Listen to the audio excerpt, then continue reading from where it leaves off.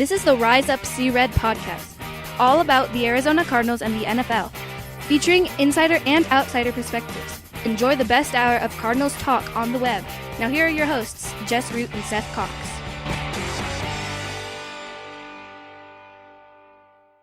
Hello again, Arizona Cardinals fans. This is the Rise Up See Red podcast, episode 225. It is our second dress, actually our third draft preview show as we're talking defense in this edition. This is your host, Jess Root from CardsWire.com, the NFL Wire site for the USA Today family of sites.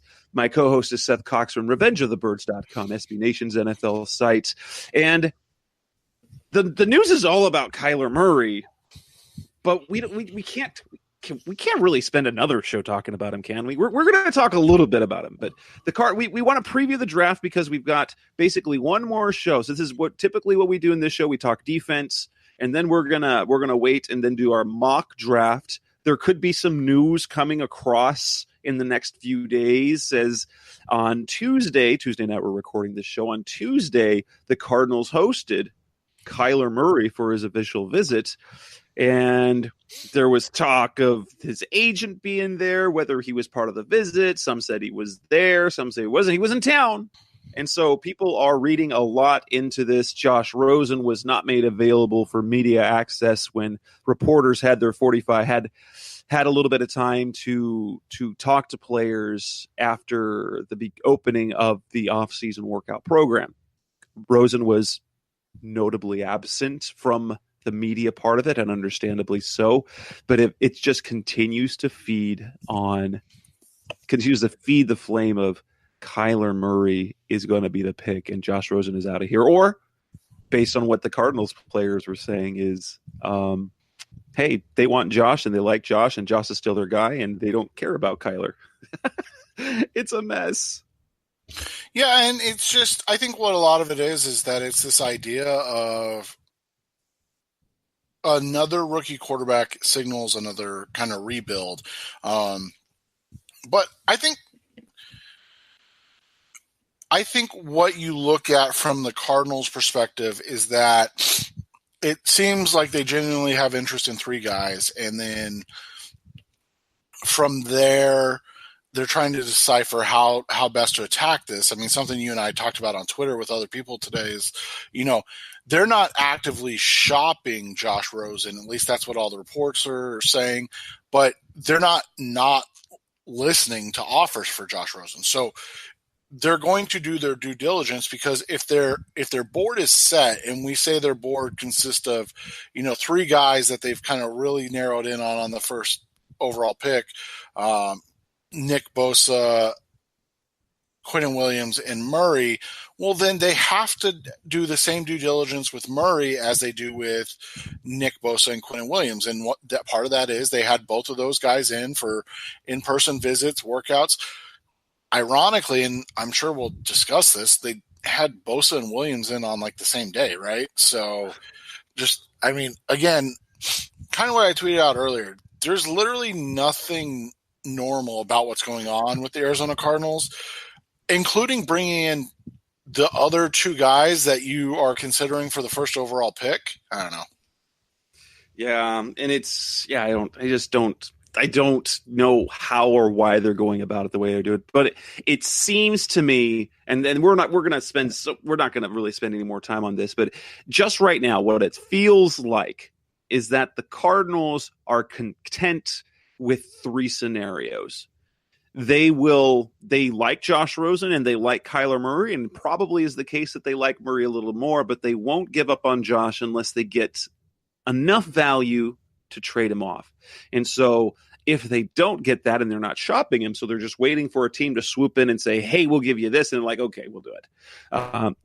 If they get enough for Rosen, then they pick Kyler. It's easy. If they don't, they'll take Bosa, unless the Raiders swoop in and offer them everything for the first pick, in which they'll go down to 4 and hope and pray Quinnen Williams is still there. Because if they don't get Quinnen Williams, then, like I tweeted this, they failed the draft because they missed on their top guys, and then you're just is a consolation Ed Oliver? Is a consolation Devin White with two other firsts? I don't think so. I mean, Devin White could be great, but it would be another off-the-ball linebacker. But basically, when you've got can't-miss guys at the top that you really believe in and you think are the best in the draft, and you have the position to draft any one of those three, you can't not draft any of those three. Yeah, and that's kind of been our statement from the beginning. Whether or not we agree with the grades of players is not important. I mean, Jess and I watch a lot of football. We have our own opinions and preferences. I've said all along, I want the Cardinals to draft Nick Bosa. I stay at one, take Nick Bosa. I think he's the best player in the draft. That means I'd prefer that they keep Josh Rosen. But that's a preference. Like, it doesn't make a difference to me who the quarterback is as long as this team's good. I really don't care. I mean, I just want this team to be good. So if they're saying, like, look, we have, and again, Jess and I don't know, but if we can infer from everything that we've learned over the last, several years, and then especially these last couple months, is that they have Kyler Murray, say, he's rated as a 9, which is in NFL terms, that's they believe he can be an all-pro talent. So if they have him rated as a 9, and then they have a guy like Quentin Williams rated as a 8.2, which is, a Pro Bowl level guy, and then they have a guy like Nick Bosa as a 8.1 or 8.0, and that's again a Pro Bowl level guy. Then you just, and then the next guy's not until like 7.5, which is above average starter to Pro Bowl level starter. I mean, you take a guy that you're grading out as a Pro Bowl player. You don't try to get cute and see how many guys you can get. It's the old, I don't know how many people that listen to this podcast follow the NBA or Bill Simmons in himself, but Bill Simmons' Book of Basketball has the dollar bill theory. And basically what it is like, if you're the team that's trading away the whole dollar and you're getting back $1.25, but it's in 5 different players, you didn't win the trade. like dollar bills are better than a bunch of loose change. And so that's kind of the theory here. Like, if the Cardinals are saying, look, we have 3 guys that we look at as $1 bill players, and then we have a bunch of guys that are, 90 cents, 85 cents, 80 cents, 75 cents, and you trade and you end up with, you don't get $1, but you end up getting $1.25 out of those 2 first-round picks. You better really hope that dollar bill is not a dollar bill, because at that point you're passing on an all-pro for 2 starters, and you're setting yourself up to be not only second guessed but questioned again and again. Like, why are we continuing to take multiple players to fill roles instead of just stacking elite talent as much as we can? And especially when you have the first pick. I mean, the Cardinals have never had the first pick, and so now all of a sudden they're getting away from that. It just seems like a bad way to do things. Well, that's enough talk about Kyler Murray and the top pick. We will have all sorts of time to debate that once the draft happens, or even next week when we do our mock draft. Hopefully get some clarity as to if Rosen is dealt. We know if he's dealt, what pick we get, so we can talk about how that impacts their draft. But in this edition, we're going to talk defense. The Cardinals made a couple of important moves. One, most notably, they added Rodney Gunter. They re-signed him to a 1-year deal, filling that starting lineup on the defensive line. We're going to talk briefly about that, and then go into the different positional groups in the draft on the defensive side of the ball: defensive interior, the edge, the linebackers, cornerbacks, and safeties. And then we'll do like we did in our last show, where we talk about kind of day 1, day 2, day 3. Who could they get at the top of the draft if they happen to pick up if they trade back or pick up extra picks in the first round and the second round? Who are guys that could be in play, names to know, and things like that? So that's what we're going to start with. Let's start with Rodney Gunter. How important was it for the Cardinals to re-sign Gunter? Because to me, it was sort of critical at this point, because they only had 2 And Robert Nkemdiche, because he's not, I basically put him on the shelf right now because he's not going to be ready till probably at least midseason because of his ACL. So they didn't have a starting defensive line. They had Peters, they had Fallon. Now, at least with Gunter, you have three guys you can feel comfortable with throwing out there as starters. Yeah, and you have three guys that are all competent and talented NFL players. I mean, one thing that we know from these three, they can all three stop the run, right? Like that is now the problem last year was the linebackers, and you're hoping Jordan Hicks will fix that. But that interior is not going to get bullied. That's three. I mean, they list Gunter at 305, but I mean, he's probably closer to 320. He could be anywhere in that range. I know he's been anywhere between 295 and 320. And I think his biggest was his rookie year when he was playing that nose tackle position. So, I mean, you look at it, it's going to be, an interesting grouping. What you and I have talked about quite a bit, and I think that's the unfortunate reality of it, is that they have the biggest failure that Steve Keim has had, and something that we've talked about quite a bit, is that their issue stems from not just the starters, but the depth. And so you love the signing of re-signing of Rodney Gunter to pair with Darius Fallon and Corey Peters, but they still have to find a way to address those other positions, because those three are all best utilized as 60% snap guys. They're not Aaron Donald. They're not Ndamukong Suh. They're not these 85 to 95% snap players. And so to get the most out of those three, you're going to want to obviously have probably at least one more guy, and we'll talk about a lot of them in this draft. And I'd say at least one more guy, and likely you're probably going to want two to fill those two roles. And we're not talking like a couple snaps. We're talking like to probably going to play 40% plus of the snaps every game at all three positions. Cause that's the one thing about this grouping is they all three can play any of the three positions. I talked to a guy that is close with Corey Peters, and he said that's one of the things that they're all excited about is that Fallon can play nose. Fallon can play left defensive end or right defensive end in a 3-4.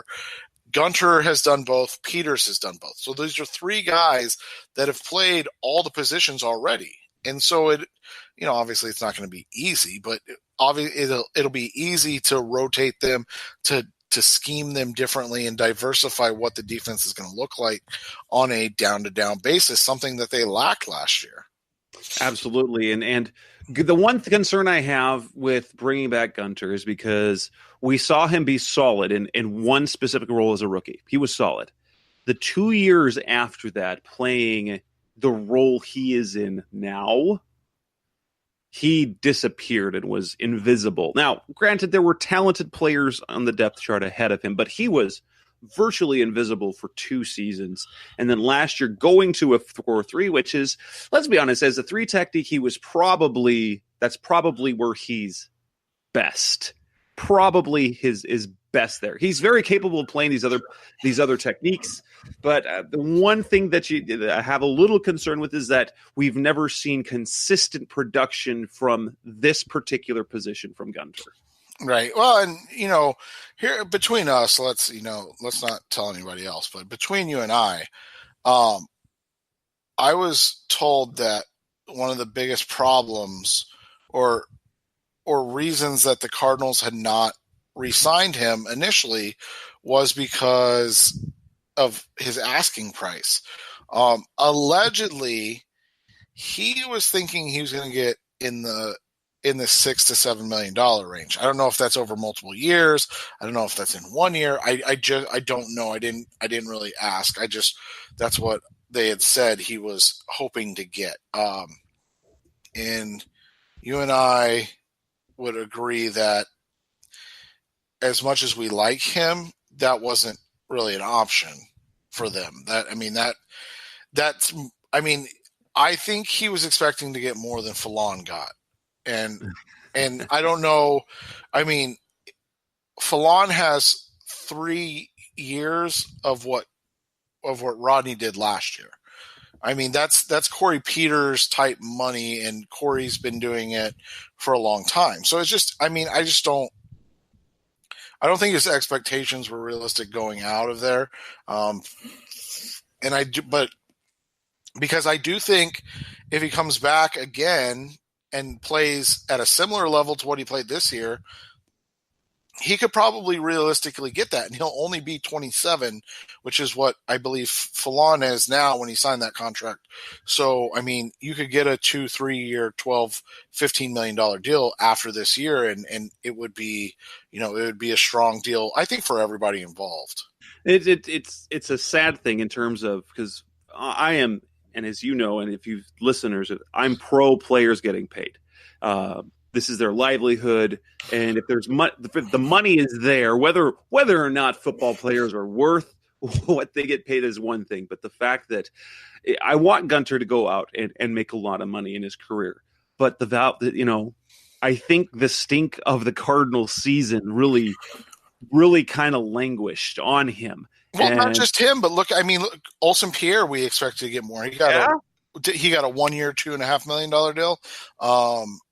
And it's because he had 1 year. Well, he didn't produce in 2018, and Gunter's really only his production was 1 year on a terrible defensive team. And right. So, because Green Bay has visited Green Bay, Mike Jurecki was saying on the Cardinals Cover 2 podcast that they wanted him as a backup. And so the Cardinals at least wanted him to start. They intend, as of right now, he's a starter and will be a key rotational player. So he's going to get, it's probably a couple $1 million, but it's good to have him back. He can cash in a year, or the Cardinals can cash him in if he's big again, because he was in that 2015 draft. He was the player that Keim and Arians were sort of most excited about. They were excited about David Johnson. They were excited about DJ Humphries and Marcus Golden. Yeah. But it was Gunter that they were like, we found something. We found something out on the dirt roads. We had to find this guy out of Delaware State. Nobody's ever heard of him. And I remember when they made the pick, neither one of us had even heard of him and had to reach out to Emory Hunt, who knows all the small school guys. Yeah, and that was the thing is, like, the guy I talked to about this whole situation, because I had asked, I had asked just that, what you said, like, why is this not getting done? Like, it just seems like a no-brainer. But a lot of the times these poor guys get bad information. We talked about with Trey Boston last year. Remember? Don't you remember on this show? $12 million. He thought he was going to get $8+ million, and then he didn't get anywhere near that. And that poor guy's still out there. He put up good numbers again, and he still can't get paid. So when you look at it from that perspective, guys get bad advice, not only in like, oh, sign here, do this, sign with this, what's it called? Endorsement or anything like that. They get bad advice and like, hey, this is your worth. And then they're really not worth that to the NFL. And that's an unfortunate thing, that has to be fixed and dealt with. And they're the ones that end up paying the price. And then, and then the thing that sucks is they may never end up seeing that money that they were told they were going to get.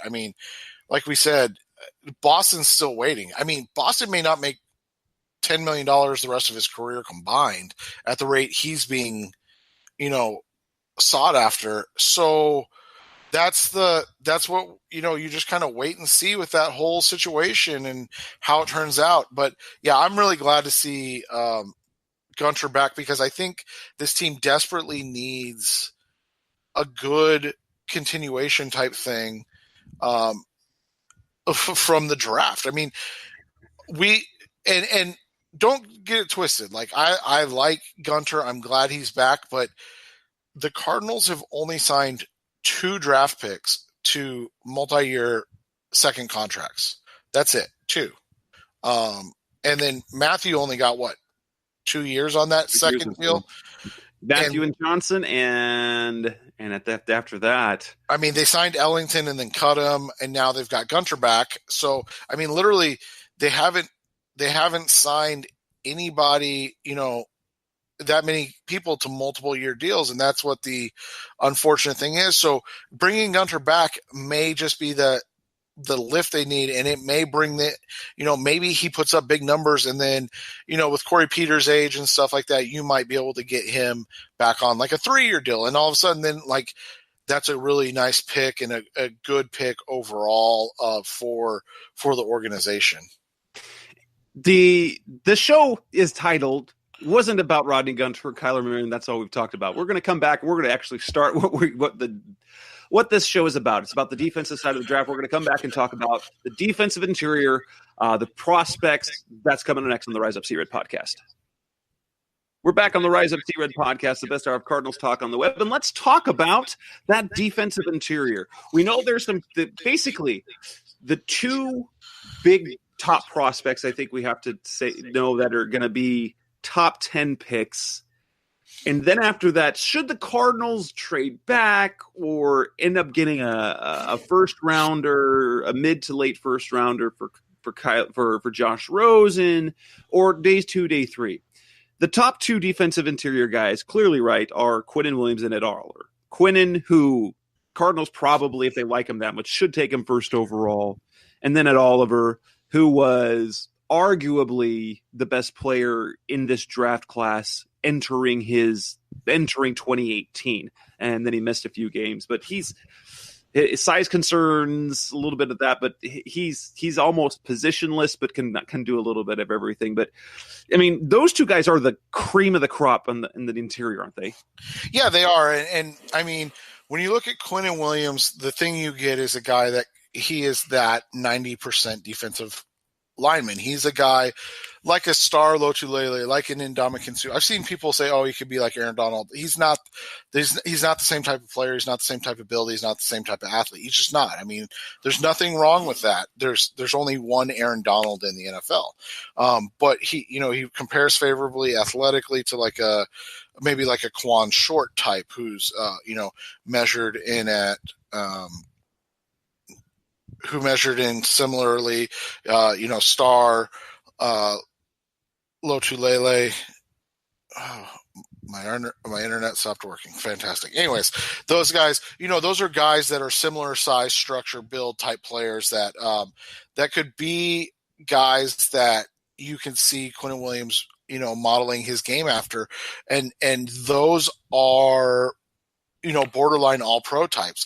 My comp for him all along, and this is a compliment, and people take it as not a compliment, and I really don't understand why. But it is, it is what it is. But I look at him and I see a lot of Gerald McCoy.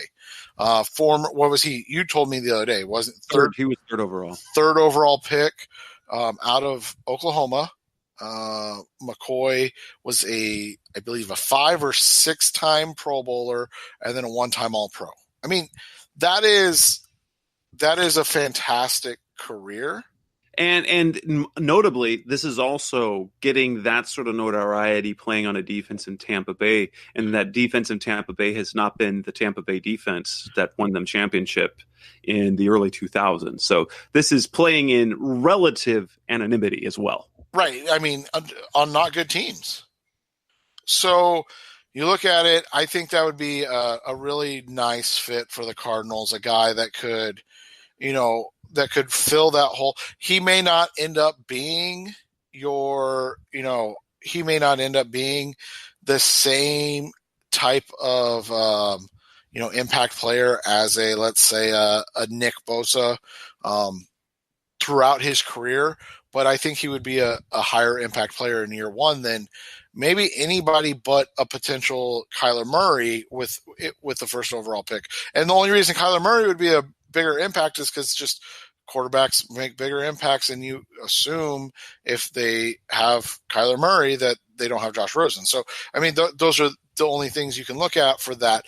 But Williams is, kind of a complete package type player.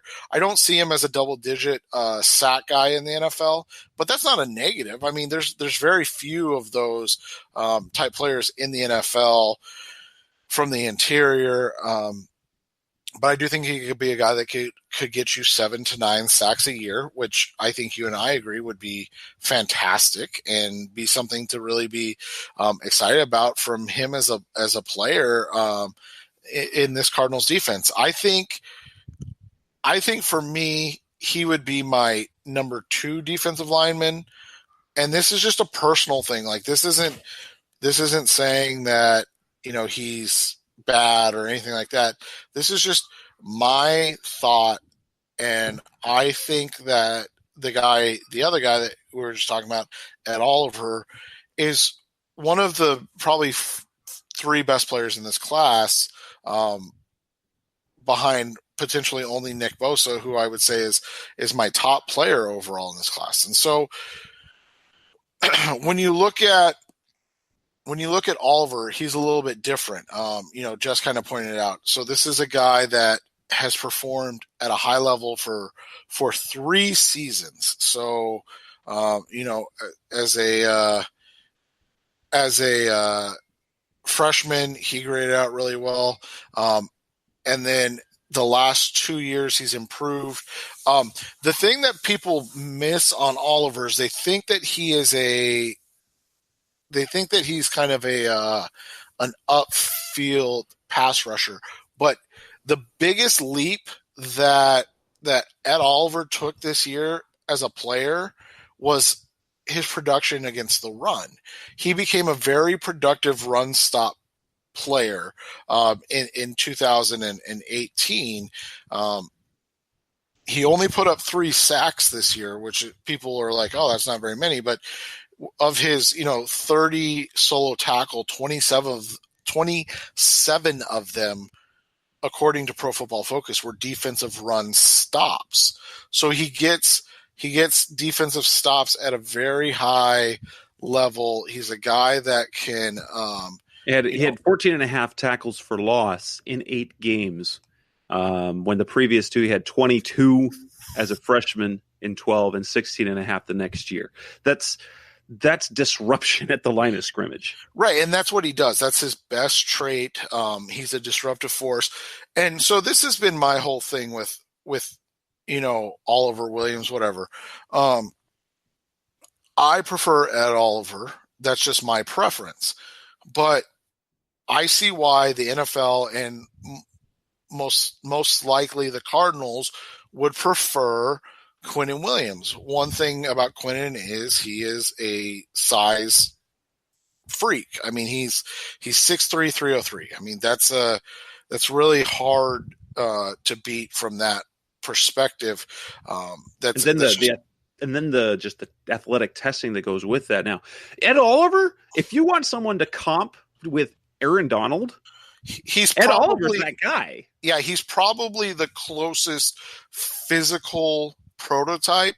He does not have the overall production that came with Aaron Donald. That's the thing that people miss about Aaron Donald going back is, he was undersized like Ed Oliver, but I think Donald I think he had almost 30 sacks in his college career. So like this dude was a freak of nature. Let me see here. Oh yeah, he had 30 sacks his college career. He had 11 as a sophomore and 11 as a senior. 11 sacks, 28 and a half tackles for loss. Yeah. So like, and Jess just said that, like, he had, what did you say, 17 tackles for loss for Quinnen Williams or for Ed Oliver last year? He had 14. He had 14 and a half in 8 games, 16 and a half the year before, and 22 his freshman year. Yeah. So, I mean, that's the thing is, like, again, when you're looking for a unicorn, you're not going to find it. But if you're looking for guys if you're looking at a guy like Williams, I don't like, that's the thing with Williams to me is, like, his floor in the NFL is probably Corey Peters. And so is that maybe a bust to some people with the first pick? Sure. I mean, he's not going to be an all-pro, but he's a guy that's going to be in the NFL for 15 years, right? Like he's a guy that's going to start on an NFL defense for, if they're healthy, 12 to 15 years. Like that's a huge get for a team. So, I like both. I prefer Ed Oliver, but that's, again, you're starting to pick hairs when you get up to this level of talent. And so that's what makes it, interesting and fun. But those are the only two guys that I would personally take in the top 10. Who are some other guys late first round, early second that should go now? Where would you put Jeffrey Simmons right now based on that injury? I think that's the hard one, because we were actually talking about this in the group message today. One of our scouting group messages that we have. Let me find what exactly they said. So we were talking about they all would put Q and Ed Oliver as top 5 players. One person said they prefer Ed Oliver. Another person said they prefer Q, but they definitely see why you would prefer Ed over Q. The interesting thing came up, and this is verbatim what it said. If Simmons was healthy, he would have had a good argument for DT1. And then they just started talking about it. I agree on Simmons if he's healthy. Obviously, we didn't get to see his testing numbers, but his athleticism, like Oliver's athleticism, is what vaults him to this group as the top guy. But Simmons would have tested out probably fairly highly. His comp, when you look at him from a productivity standpoint, is kind of hard to find, because again, he's a guy that he's more of a interior pressure guy, but not an interior sack guy. And that's what kind of takes Aaron Donald and then, like, let's say a JJ Watt. That's what separates them from everybody else, is like, you look at a guy like Jeffrey Simmons, he puts up huge pass rush pressure numbers. I mean, just massive pressure, QB hurries, QB hit numbers. But his sack numbers are always like, so he had 4 this season. It's not great. But again, we're talking about an interior pass rush guy. He had 8 as a sophomore. He's a guy that understands how to win from inside. And so, that's the hard part that's going to be for him, because he was probably a top 15 guy. And so now the question becomes, how far does he fall? Dominique Easley was taken in the first round by the New England Patriots. I can't remember if it was the 32nd pick or not, but it's the Patriots. So there's a good guess it was the 32nd pick.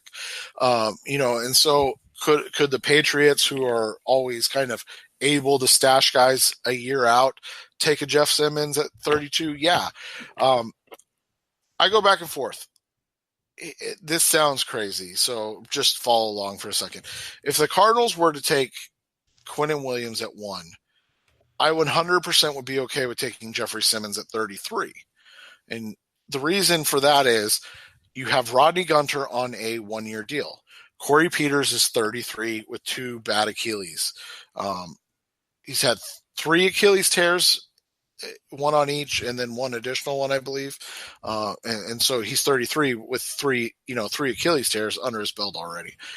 You could theoretically, obviously redshirt Simmons this year, and then come back and have Quinnen Williams, Darius Fallon, and Jeffrey Simmons, or even have Corey Peters still, and then Simmons being your top rotational guy a year out. I would be okay with that.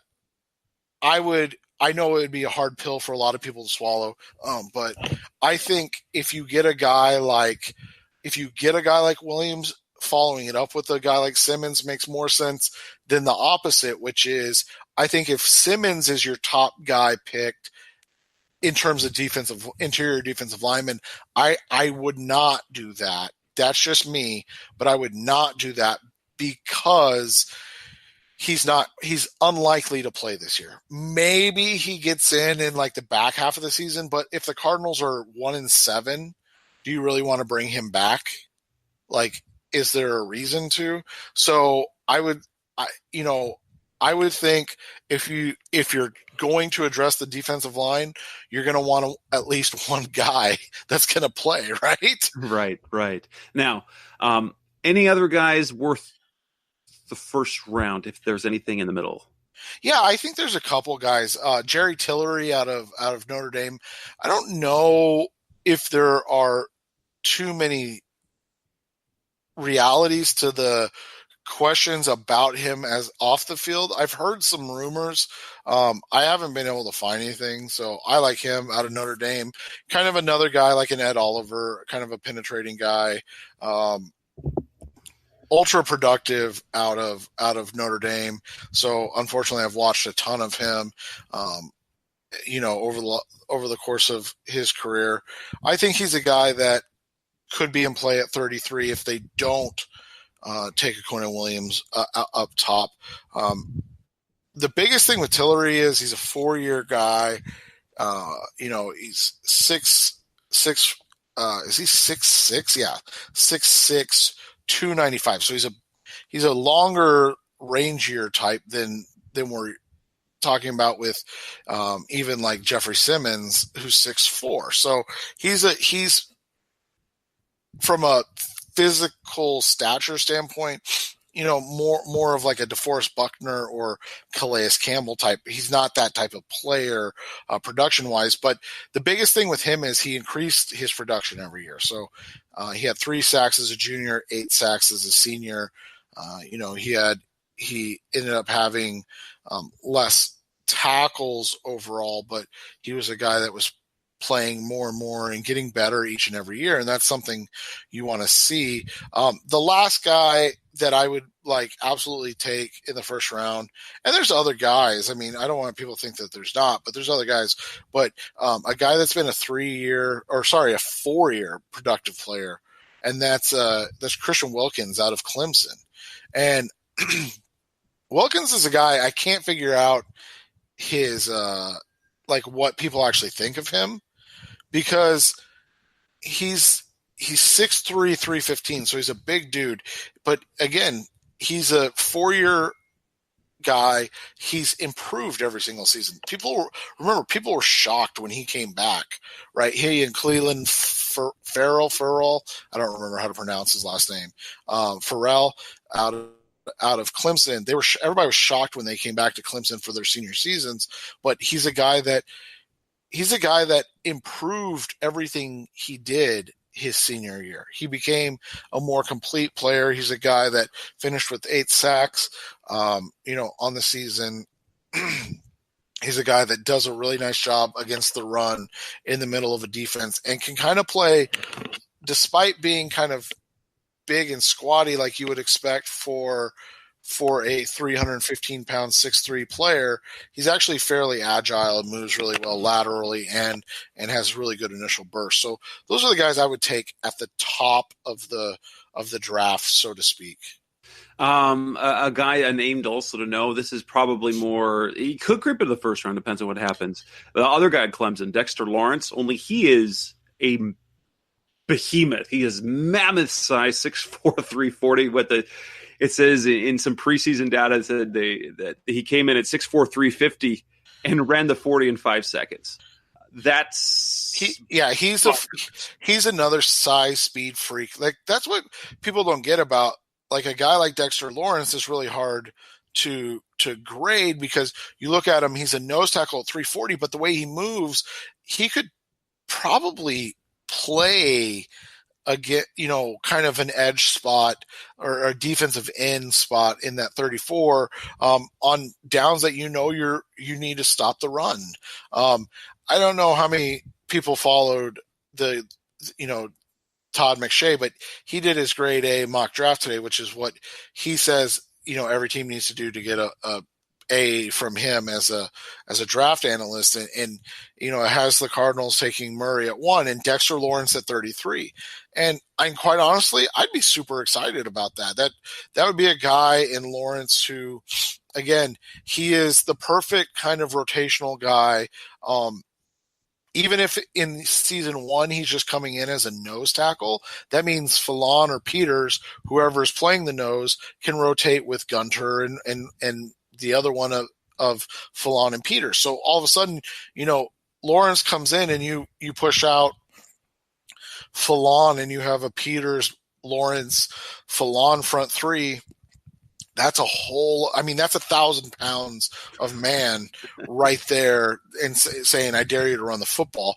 And that's just 3 guys. Like, I love Dexter Lawrence, and you're right. He's a guy that can creep in. Sounds bad because it indicates that he may not deserve it.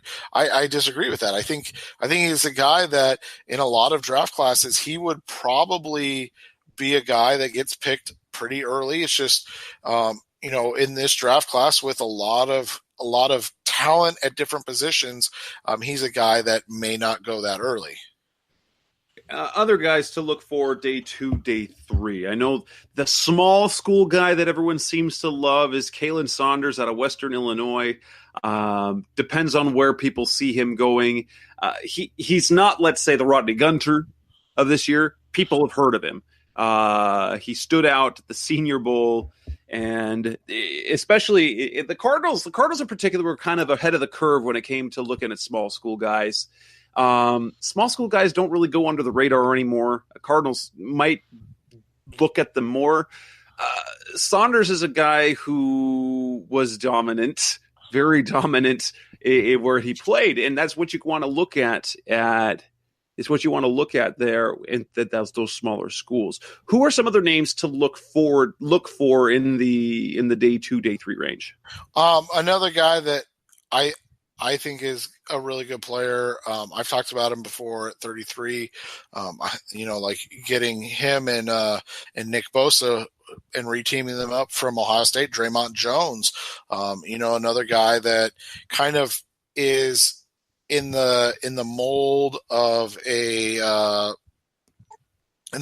Gunter from a size standpoint. He's a talented guy. He put up huge, massive numbers at Ohio State, and so that's what's really hard about him, is that he is a guy that can, you look at him and where exactly does he fit in this draft? Is he a guy that could go in the top, 40? I think he'll probably end up going in that range. And so, we'll kind of see how that plays out for him. And then there was one other guy. He's out of Iowa. It's just the name, Anthony Nelson. I believe that's the name. Sorry, I'm blanking on names here, but Anthony Nelson out of Iowa is another guy that I think could, really put up nice numbers. He's kind of, I want to make sure I am talking about the right guy. Hold on, let me double check. Might be somebody else I'm thinking of. There's too many draft guys this year. Sorry.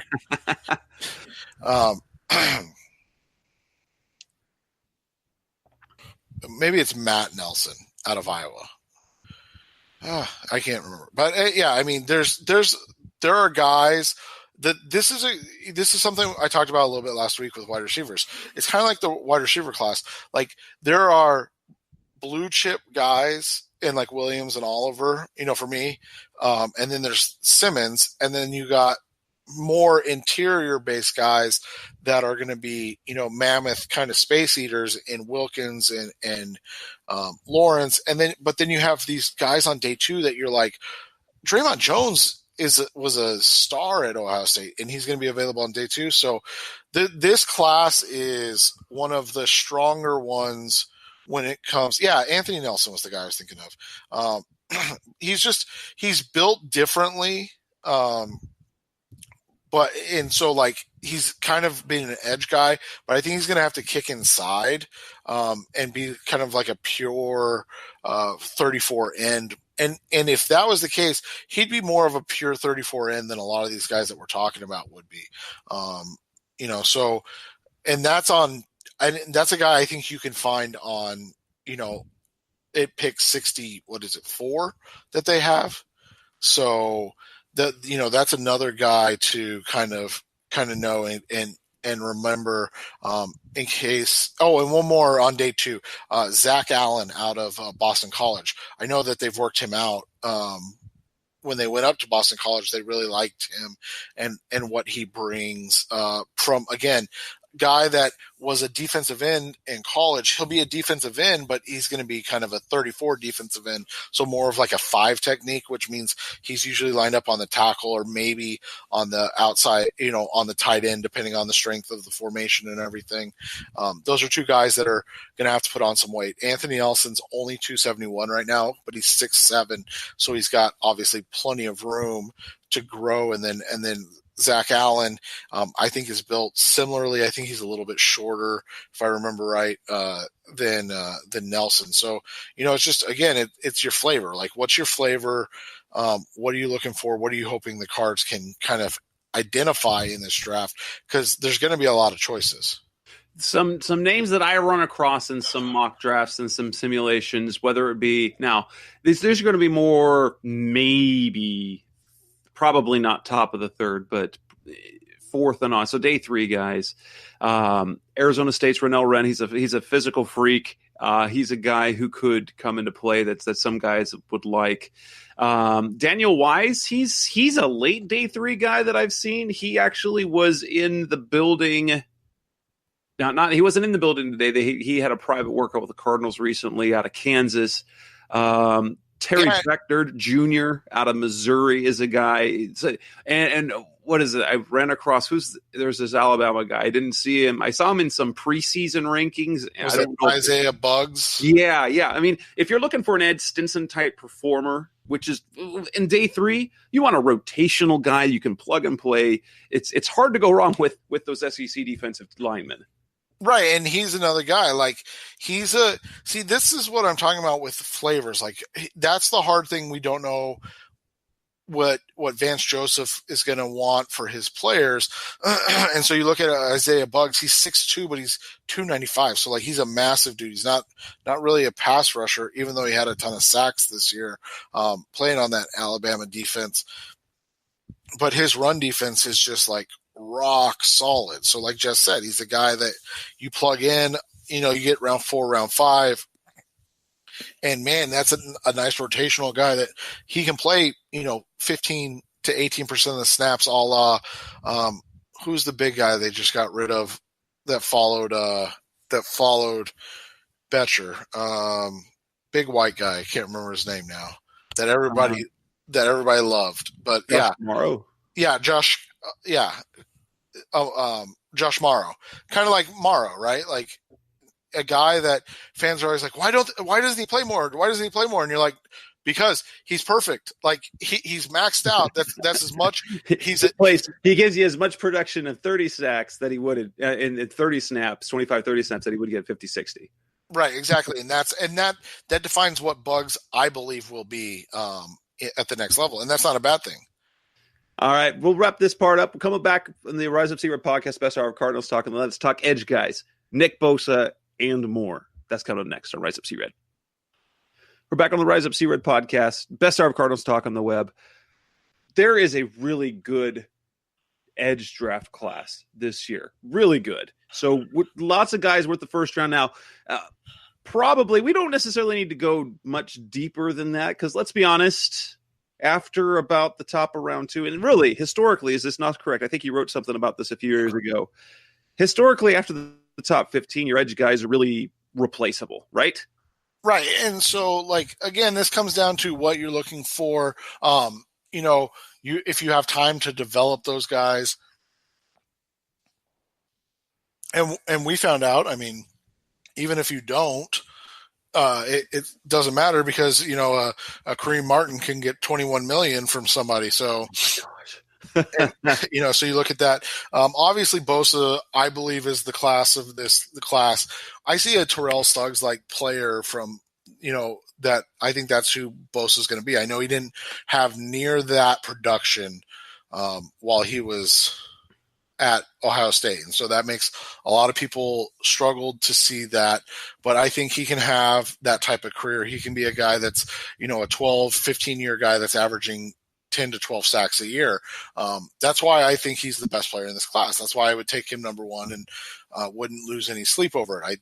That's who I think he is and who he can be. The other guys, there's some other names at the top. Josh Allen's one we talked about as a potential top of the draft guy. Some people really like him. According to reports here locally, the Cardinals don't really have any interest in him. But there are some really intriguing other edge guys at in the first round that you could go with. You've got Brian Burns. You've got a little bit out of body type doesn't necessarily have Sean Gary out of Michigan, who didn't really produce a lot. Montez Sweat, Cleveland Farrell. And there's a whole bunch of guys in this draft who it's one of the better draft classes that we've had at the edge in terms of pass rushing production. You probably can find someone there. Would you say we're probably going to see 6 edge guys in the first round? Yeah, because you mentioned a bunch of them: Montez Sweat, Rashawn Gary, Cleveland Farrell, Chase Winovich is a guy that could be a productive. I think he plays a lot like Marcus Golden, and a lot of people really like Marcus Golden, so he's a guy that could fit. It's a class with A, lots of differing types of players, and B, lots of production, and that always interests a lot of people. So we'll see how that plays out. There's a couple small school guys that I think we'd be kind of remiss not to mention. I got to remember their names though, so that's the key, because the one's name I can't pronounce even if I'm looking at it, so it doesn't really matter. Out of Old Dominion, he's a pass rusher. I bet it's O'Shane Jimenez. Yeah, whatever you want to call it. So, but he's a guy that I think you could. That's not how you pronounce that, Jess. O'Shani or no, you're. O'Shani I know you're right. I just like to give you a hard time because I'd have no idea. So he's a FBS guy. But he's been massively productive. And then I know Jalen Ferguson isn't a FBS guy, but he's from Louisiana Tech. And so that's going to be, a guy that is usually overlooked. Ferguson broke Suggs' all-time sack record, and then he tested like a offensive, like a right tackle. So that'll be what's interesting with Ferguson is where he ends up. Some guys on day 2, Jess and I both don't think that this is a process, a thing that could be in play in day 2, but you also don't want to count it completely out. So we hit on a lot of different guys, but just some day 2, real quick names to know and remember. The first one would be LJ Collier out of TCU. He's an interesting, pass rush guy. Really, LJ Collier. Sorry, did I say TJ? Anyways,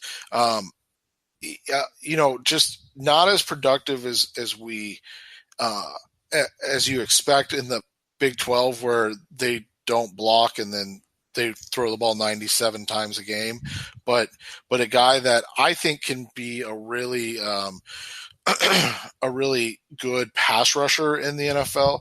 A guy that is completely I don't remember a guy that's had a worse process throughout in the NFL draft since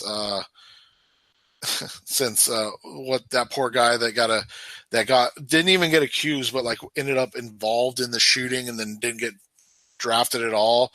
Plays for the Cowboys now from a couple years ago, but this guy, and again, names are not my strong suit, but Polite out of Florida. They're talking about him on day 3 now. This was a guy that Polite, if you go back to January when he declared, there were people predicting him in the top 10. And so now we're talking about, maybe in that, in that range where the Cardinals start having a bunch of picks and you trade up and get a Polite that may or may not have had a medical issue and tested through it throughout the process. Like that's a guy that could be really interesting as well. So there's a lot of edge players in this draft. If the Cardinals don't take one at 1 or 4, let's say they move down to 4 and their big 3 of Murray, Bosa, and Quentin Williams are gone. Brian Burns may make sense, that type of guy. I don't see them taking one until day 3. What do you think? It wouldn't make sense considering the historical production, and at least with on day 3 guy, you're looking at a special teams type player as well. Yeah, kind of like the Kareem Martin, only he was the other 3rd round pick that year. Yeah, but he was what he was. He was solid on special teams, made a few plays here and there. Coming next on the Rise Up C-Red podcast, we come back. We're going to talk about the off-the-ball linebackers, a position the Cardinals seem to have under control, but always a position they could add more. That's coming next to Rise Up C-Red. We're coming back. We're back on the Rise Up C-Red podcast. We're going to talk space linebackers, inside linebackers for the Cardinals scheme. There's the two guys, the class of the draft would be Devin White and Devin Bush, right? And White seems to be a consensus roughly top 5 pick, and it wouldn't be a surprise to see him go to Tampa Bay. Would he actually be, despite Jordan Hicks and Hassan Reddick already there, could he end up on the Cardinals board at 4 if something were to happen and their favorite guys weren't there? He's an interesting fit because he'd be more of the thumper. Not that he's not athletic, just so I don't want anybody to take it that way, but he'd be more of the thumper next to Hicks as like athletic type guy. So, he would be a fit there. I think he's a really good linebacker, kind of a throwback in the sense of how he plays the game. He's kind of a hunt and hit linebacker. That's how I would describe him, kind of a downhill power guy. And so, like I said, I think he would be a really nice fit next to a Jordan Hicks, who's your like athletic, kind of run and chase linebacker. But, and like these aren't, like spot on comparisons. So I don't want people to think like this is what I'm saying that they're going to be or anything like that. But like when I watch Devin White, I see like a Reuben Foster type, right? Like that prototypical physical SEC type of linebacker. When I watch Devin Bush, the other guy that's going to go in the first round, he reminds me so much of Darrell Washington with the Cardinals. Just a guy that instincts plus athleticism like make him just such an interesting and fun guy to watch play football. The difference being he's not nearly as long as Washington. No, he's not quite as long, but I mean, he is similar in build. He was 6'1", 236, and I think Washington was 6'1" and 238 or something like that. So, but they can use him in a similar way as like a blitz guy that can run and chase and make plays from behind as well. So, he's a guy that I like quite a bit. But again, that'd be like if you got a pick at 15 and he was still on the board for some reason. I don't think White or Bush are in the future of the Arizona Cardinals unless they make multiple trade back type plays overall. But those are your two guys that are going to go in the first round of this draft. And then you've got a lot of guys that make sense for the Cardinals on day 2. And people don't like this, but they can't continue to count on Hassan Reddick. So they, not that they shouldn't give up on him, but if you are investing like a third round pick on an off ball linebacker, I don't think that's a bad investment because, as Jess said, they're going to be a guy that play reps anyways. I mean, Jordan Hicks has a huge laundry list of injuries in his career, and then they're going to get a ton of work in terms of special teams as well. So, there's guys like Tavon Coney out of Notre Dame. He's a day two name to know. Blake Cashman's a really interesting one. I think that's the guy that tested out like in the 99th percentile. Athletically, he was insane, and he was one of the first guys the Cardinals talked to. Yeah, and so Cashman's a guy that makes sense. Drew Tranquil, the other Notre Dame linebacker, makes sense as well. All those guys, those are all day two type guys that kind of make sense for the Cardinals in what they want and need at the linebacker position at this point. For me, that's something kind of watch as well is I think we're going to have to change how the Cardinals have looked at linebackers in the past. If we look at Vance Joseph, and I wrote about this a while ago, which is why I believed that Deone Buchanan didn't have a place on this roster. Despite what they said, if he returned to a 3-4 defense, maybe but Vance Joseph has never had an inside linebacker under 230 pounds. We're not going to see the undersized, underweight guys playing for Vance Joseph unless he changes some of what he's done, which is going to be interesting to see moving forward with a guy like Zeke Taylor, Zeke Turner, that is, converted safety to linebacker last year. He's a little bit bigger than Buchanan was, but again, he's more special teams. But if they like him in the future at linebacker, he is much lighter than Vance Joseph's ever done. So we want to look at, if we want to kind of go with a prototype, Vance Joseph and his defense runs prototypical linebacker-sized guys. And they haven't always been super athletic either.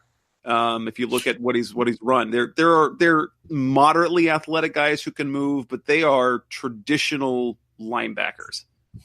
Yeah, and that's why it's going to be interesting because, again, we just really don't know yet. Other day three guys I could see is like a Dakota Allen out of Texas Tech, obviously somebody that Cliff Kingsbury would be familiar with. Ben Burr, Kirvin, I don't know. Out of Washington is a guy I love, love. But again, just kind of pointing out, like these guys are more of your like run and chase linebackers, and they're not your bigger guys. So we'll see how that plays out for what they're looking for. TJ Edwards out of Wisconsin tested awful athletically. So, people liked him early in the process and now don't like him. So those are all kind of like guys to know. The problem is there's Stanford's Bobby Okereke, or however you say his last name, could I think in terms of build and testing and production and the Stanford whole idea, it probably is a fit in there. Yeah, and then the other guy that kind of fits is Terrell Hanks, who had a nice Senior Bowl, and then you want to talk about testing poorly, man. He was really bad at the combine, but 6'2", 242, kind of that prototypical size, played really well. Played really well as a junior, and then kind of took a step back as a senior.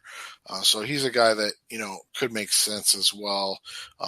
But again, the linebacker's an interesting one because they've been chasing the position for 6 seasons now. I mean, you talk about Kevin Minter in draft 1, Deone Buchanan in draft 2, and then draft 4 was Hassan Reddick, or draft 5, Hassan Reddick. And they spent money on Darrell Washington and on Carlos Dansby, now Jordan Hicks. So, I mean, it's just been a revolving door at a position they've thrown a ton of money at. And you kind of brought it up, so let's just dive into it real quick. It's one of the reasons that I've struggled with how Steve Keim builds his rosters because you kind of hit on it. Vance Joseph, the guys that he's gotten work out of, that he's gotten production out of, they're like 4th and 5th round picks. Like they're not guys that are drafted highly. They're guys that are prototypical linebackers that he schemes into being successful. And, so the Cardinals now have, a top 15 pick and then one of the highest paid off-ball linebackers in the NFL manning their linebacking court. They've thrown a ton of assets into the position. Let's see if they can get production now. Next on the Rise Up C Red podcast, we're going to go to one of the premium position. That's at cornerback. We'll talk about those guys coming up next on Rise Up C Red. We're back on the Rise Up C Red podcast. We're going to talk cornerbacks. It doesn't appear the talk of cornerback has quieted. It's probably a position that they need to address. They don't necessarily now need to address it early. They can if they get the right guy. But with Patrick Peterson in place, Robert Alford on a 3-year deal, the addition of Tremaine Brock doesn't really move the meter for me much at all. But, I mean, they've got David Amerson. They've still got Brandon Williams. Not that we should ever count on Brandon Williams to play cornerback. But, obviously, should something happen in the middle of the first round, basically there's a couple of names that are really intriguing. One be Byron Murphy out of Washington. The Cardinals apparently love defensive backs out of Washington. And then LSU's Greedy Williams. Isn't Williams a bit of a wild card where he's going to get drafted? I've seen him top 10 and I've seen him top of the second. Yeah, and it's just because he's a guy that he tested really well, but he's not a physical guy. He's kind of physical at the point of attack, but he doesn't like to tackle. Lucky for him, he doesn't really give up completion, so he doesn't really have to worry about it very often. I think this is going to be the type of draft where you see them kind of fighting themselves to decide if they want to get a boundary, which is an outside corner, or a slot cornerback, because you have a lot of options at both. And so, like you said, a Byron Murphy, if they were to get like a mid-first for Josh Rosen, Greedy Williams, and DeAndre Baker, those are your 3 top guys, so to speak, in terms of value at the top of the draft. But then you have a guy like David Long out of Michigan. So, I mean, he's a guy that's been very successful throughout his career at Michigan. And then, you have a guy like, why do people have to have names I can't pronounce? But Ukajukwu Amadi out of the University of Oregon, a guy, undersized guy, but like a feisty kind of guy. Then you have out of Penn State, the other name I was trying not to have to pronounce, Amani Oriuware, probably the best player at the Senior Bowl, a guy that a lot of people like. I'm not super high on, but Justin Lane out of Michigan State. These are all day 2 guys. And so like at 33, you kind of hit on it. Like, this is not a position they've ever really invested in, but you've got talent that it's going to be on the board for them in different players. Julian Love out of Notre Dame. I have really been focusing on slot guys. Like, I know they brought in Josh Shaw. I know they brought in more at safety. At least for now, it looks like they have him working at safety, and kind of like Benny Benukuri did in the offseason. Who is the old guy they just brought in? Tremaine Brock. Yeah, Tremaine Brock. He's a slot guy.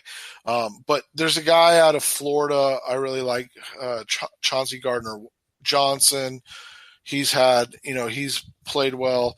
Amani Hooker out of Iowa, and then the aforementioned Amadi out of Oregon are all kind of more pure slot guys that I think that they could get in round 3 or even round 4, but guys that could contribute in year 1 at that position. So that's the conundrum that they come into, is like, okay, do we if the value's there, if a Greedy Williams or a Byron Murphy falls to 33, is the value there, or do you wait until 65 or the start of day 3 to pick up that slot defensive back?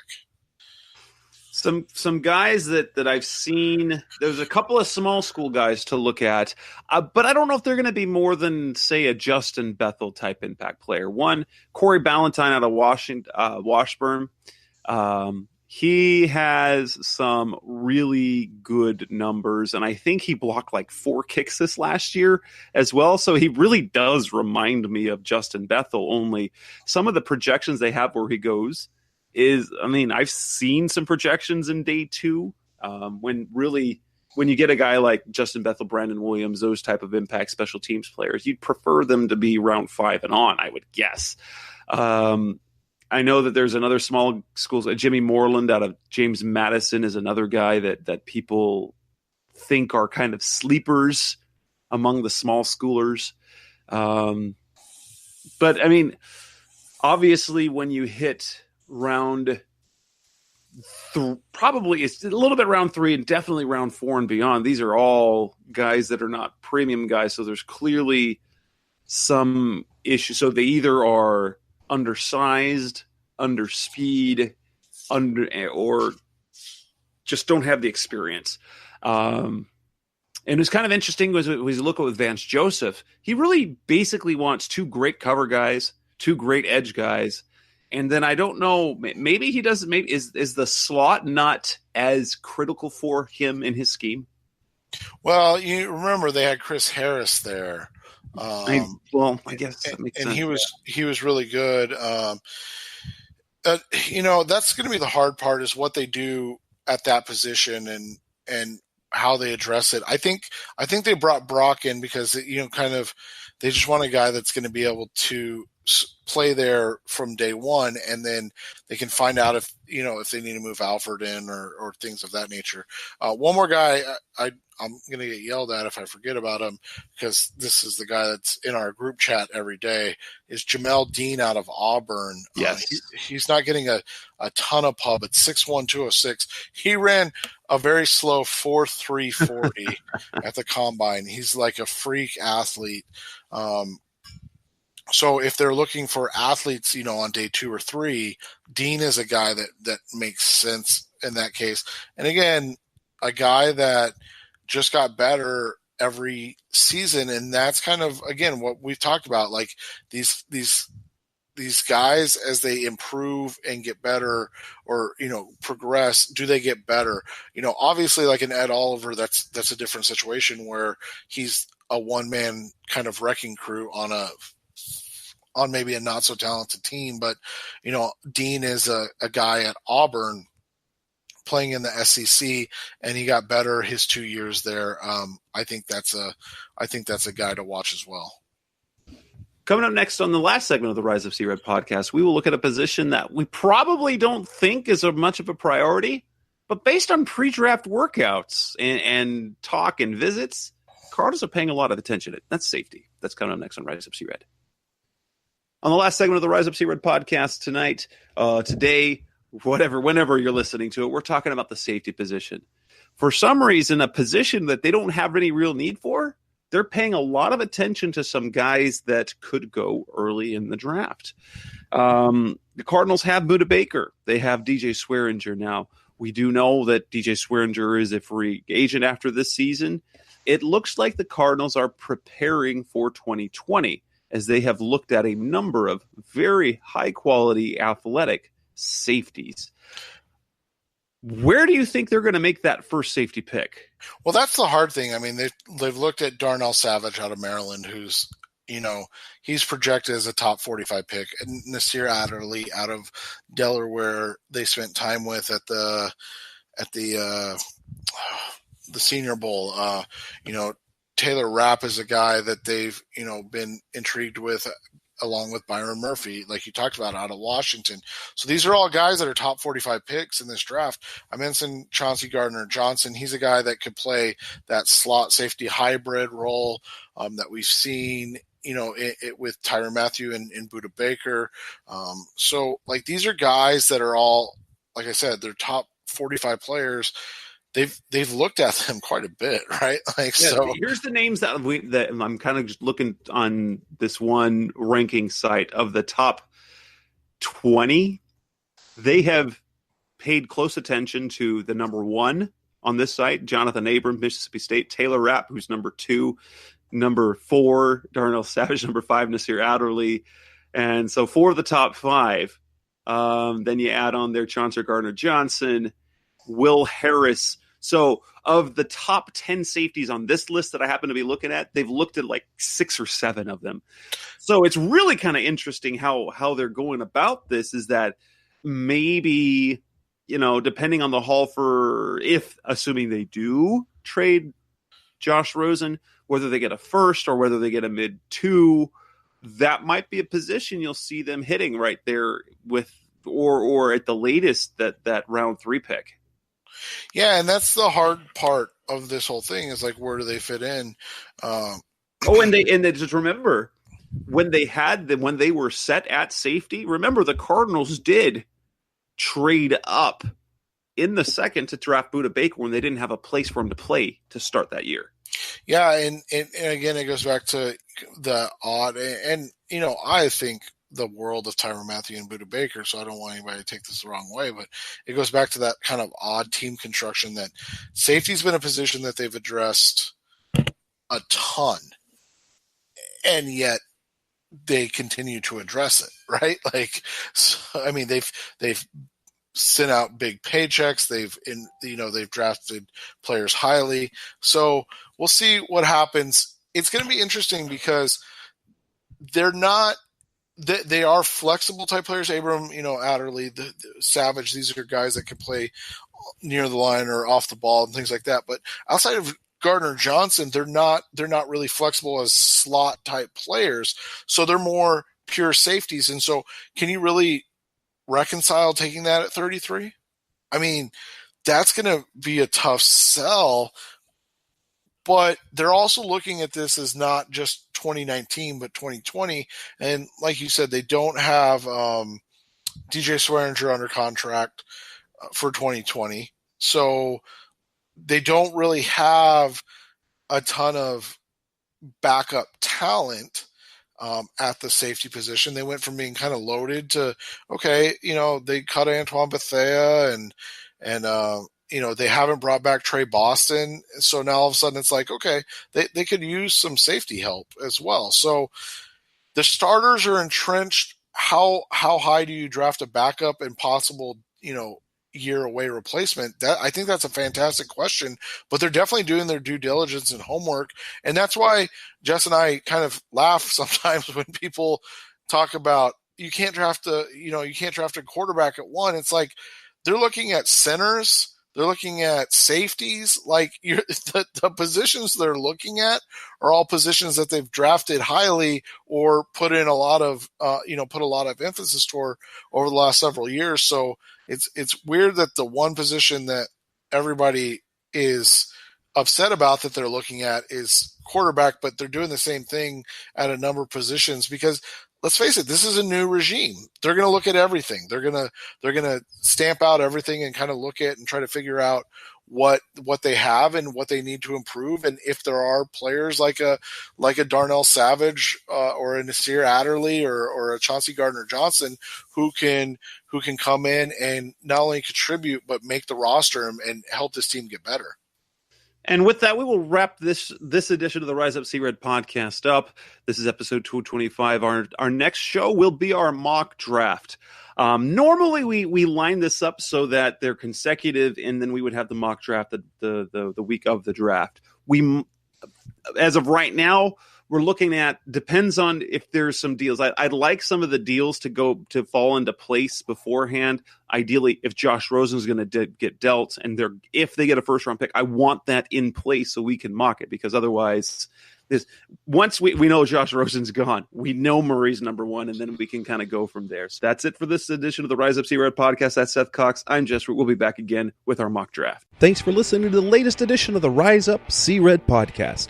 Listen to previous episodes and subscribe to the show on Apple Podcasts, Stitcher Radio, Audioboom, or many other podcast platforms so shows are delivered directly to your mobile device. Please give the show a 5-star rating and always support the sponsors who support the show. We'll be back soon for the best hour of Cardinals talk on the web. Rise up, Red Sea, be Red Sea Red, and of course, Rise Up, See Red.